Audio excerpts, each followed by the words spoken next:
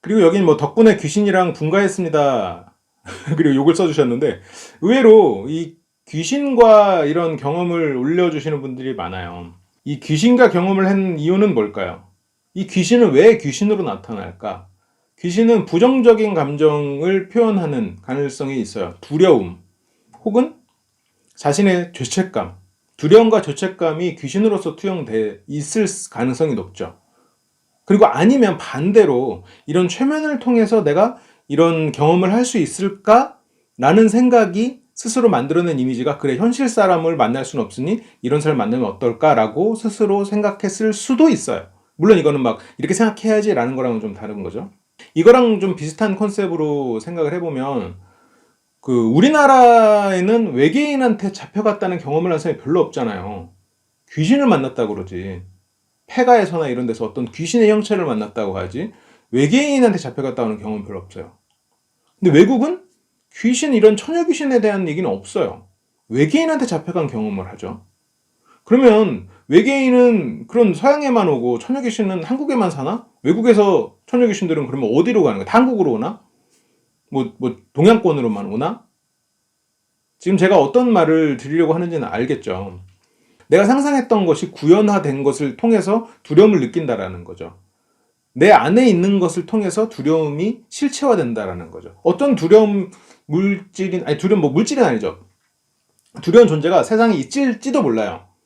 뭐 저 같은 경우는 그런 것을 믿진 않지만 있을지도 모른다고 또 생각은 해요.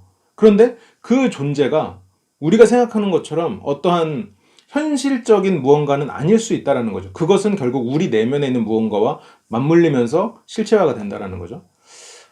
물론 외계인은 미신적인 거는 아닙니다. 외계인하고는 또 다른 문제인데 이건 제가 나중에 다른 방송에서 한번 풀어볼게요. 근데 이제 외계인을 경험하는 것, 그것은 조금 다른 문제라는 거죠. 누군가는 진짜 외계인을 경험했을지도 모르죠. 그럴지도 모르죠. 그런데 확률적으로 봤을 때 외계인은 전부 서양으로 가고 이런 귀신들은 전부 동양으로 온다라는 거는 이상하잖아요.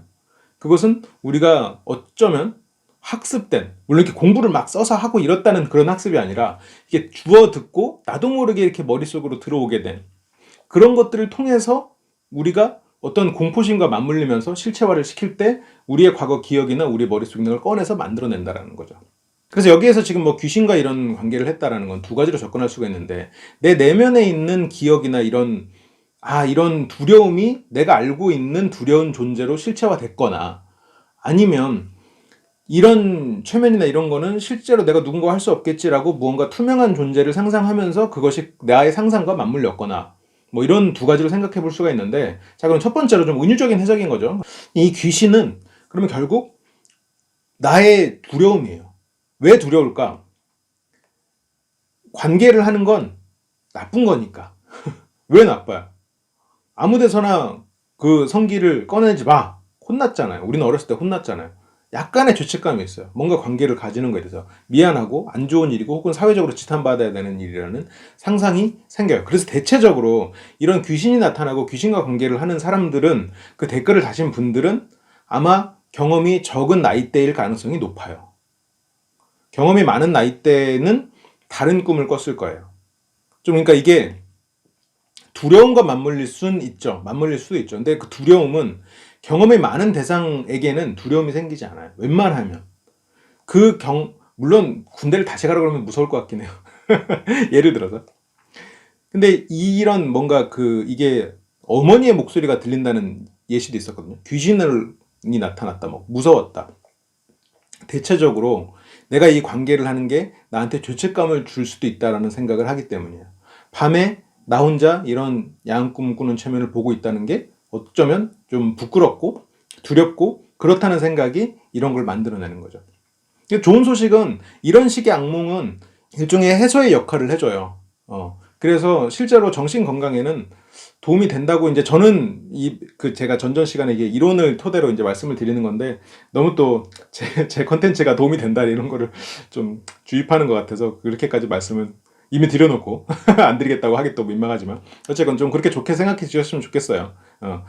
그렇습니다. 그래서 이제 이런 귀신으로 나타나는 거고 그리고 이런 어떻게 보면 내가 이건 최면이 약간 무서운 거 아니야? 이렇게 자꾸 상상을 하면서 만들어지는 것. 그러니까 제가 첫 번째와 두 번째 차이는 관계하는 것, 이성을 만나는 것 그리고 이성과 진도를 나가는 것 자체에 대한 두려움 혹은 죄책감에 대한 이야기였고, 두 번째는 이 최면에 대한 두려움입니다. 이런 것들이 이렇게 맞물리면서 이런 상상들을 하게 되지 않았을까.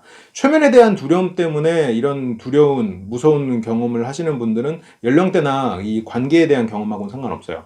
이런 분들은 만약 원하시면 이 최면을 몇 번 더 경험을 해보시면서 진행을 해보시면 이런 순수하게 원하시는 꿈으로 점점 더 변화될 가능성이 커요. 물론 그 중간중간에 뭐 원하지 않는 그런 꿈들이 끼어들 수는 있겠죠. 꿈을 완전히 통제할 수 있는 건 없잖아요. 그렇지만 점점 더 나아질 거예요. 근데 내가 계속 할 때마다 이게 무서운 꿈이 되거나 아니면 뭐 부모님의 목소리가 들린다거나 아니면 약간 좀 내가 쫓긴다거나 갑자기 그렇게 변화하는 거, 그런 경우에는 실제의 경험이 부족한 상태이다 라고 생각해 볼 수도 있겠죠. 그래서 뭐 이성을 만나는 것, 그리고 진도가 나가는 것, 이런 것들은 상대도 좋고 나도 좋은 행복한 일이다라는 생각으로 조금 접근하시는 게 좋아요. 그래서 이건 뭐 그냥 제 이야기지만 좀 보수적인 사회다 보니, 뭐 보수적인 게 나쁘다 좋다 이런 선악의 개념을 떠나서 좀 보수적인 그런 교육관이 있다 보니 이게 너무 이렇게 나 혼자 진도를 나가는 건 좀 안 좋은 게 아닌가. 물론 나 혼자 나가는 건 안 좋죠. 그러니까 상대와 이렇게 관계에서 진도가 나가는 게 나쁜 게 아닌가라는 그런 무의식이 자리 잡고 있는 친구들이 좀 많거든요. 저도 이제 어렸을 때는 좀 그랬던 기억이 좀 있고. 그래서 이제 그런 거를 좀 넘어서는 게 실은 이 꿈에서 무서운 부분을 없애는, 무서운 꿈을 꿨을 때는 내가 좀 그런 부분이 있지 않나라고 생각을 해보면 조금 변화할 수 있죠. 네, 그렇습니다. 또 볼까요? 다른 게 뭐 있나?